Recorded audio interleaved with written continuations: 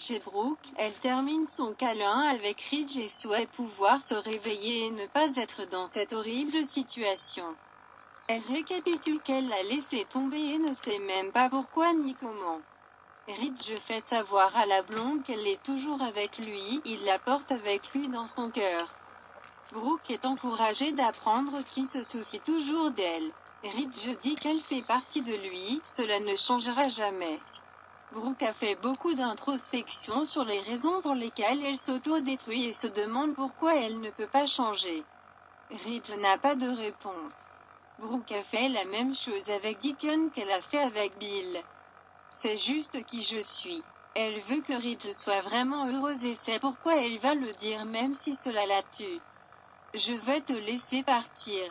Il n'y aura pas de scandale avec Taylor qui est stable et prévisible. Vous voulez pouvoir faire confiance à votre partenaire. N'est-ce pas? Brooke l'aime et l'aimera toujours et c'est pourquoi elle fait ça. C'est pourquoi je suis prêt à te laisser partir. Brooke pleure et dit, je vais te donner le divorce. Chez Forrester Création, Thomas revient sur la confession de Sheila concernant le changement d'étiquette sur les bouteilles de champagne. Steffi entre et sent qu'il pense à quelque chose. Qu'est-ce qui préoccupe votre esprit? Elle note qu'il a l'air sérieux et intense. Thomas réfléchit. Steffi se moque de la pression sur son cerveau. Elle pense qu'il devrait être heureux maintenant que leur père voit enfin Brooke pour qui elle est vraiment. Steffi revient sur ce que Brooke a fait avec Deacon sous le nez de leur père. Elle se rend compte qu'elle buvait, mais cela ne la rend pas irréprochable. Tu as compris, non? Thomas sait que boire n'est pas une excuse. Steffi exhorte Thomas à laisser Ridge être heureux avec Taylor. Il n'y a aucune excuse pour ce que Brooke a fait, aucune. Dans le bureau d'études, Zand est surpris par le sentiment d'urgence de Grace et demande pourquoi elle a dit qu'il devait agir avant qu'il ne soit trop tard. Grace explique à quel point sa fille est une jeune femme extraordinaire et prévient que Zand n'est probablement pas la seule à penser cela. Il demande s'il y a un autre homme dans la vie de Paris.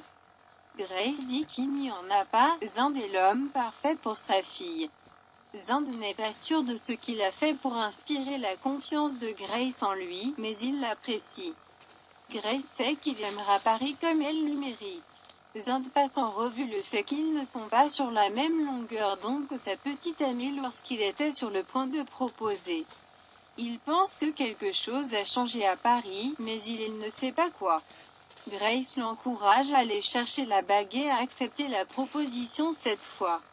Elle ne peut pas dire pourquoi Paris a retiré sa proposition auparavant, mais il doit cesser de se retenir et revendiquer son avenir.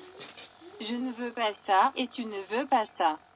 Je veux le meilleur homme pour ma fille et c'est toi, Zand. Zand soutient que Paris ne veut pas se marier. Grace insiste sur le fait qu'elle a parlé à sa fille et cette fois, elle dira oui. Olaf Carter envoie un flash à Grace menaçant d'aller voir les Forrester s'il n'arrête pas de voir sa fille. Sur ses genoux, Paris soupire de contentement après leur dernier ébat. Carter lui dit qu'ils doivent arrêter. Paris n'est pas d'accord sur le fait que ce sera une impasse et déclare qu'elle ferait n'importe quoi pour être avec Carter. Il lui dit qu'il ne peut pas en avoir assez d'elle, même s'il sait que c'est mal pour eux d'être ensemble. Elle se demande comment quelque chose qui semble si bien pourrait être mal. Carter n'est pas l'homme qu'il lui faut, c'est Zand. Je ne ferai que te traîner vers le bas. Paris ne le croira jamais. Carter dit qu'il ne veut pas être responsable de la chute de Paris et la presse d'accepter si Zand le propose. Paris soutient que quelque chose s'est passé qui a tout changé. Elle dit « Tu es arrivé ». Carter dit qu'il ne peut pas contester leur connexion, mais il y a tellement de gens qui n'accepteraient jamais leur relation. Paris insiste sur le fait que c'est entre leurs mains. Tout ce qu'ils ont à faire est de le réaliser. Carter se demande si elle est prête à gâcher son avenir chez Forrester. Paris aime son travail, mais elle l'aime plus. Carter est stupéfait. Tu m'aimes? Paris dit ouais, et maintenant? Carter lui dit je t'aime aussi. Ils s'embrassent quand on frappe à la porte. Carter, c'est Grace Buckingham. Ouvre cette porte maintenant.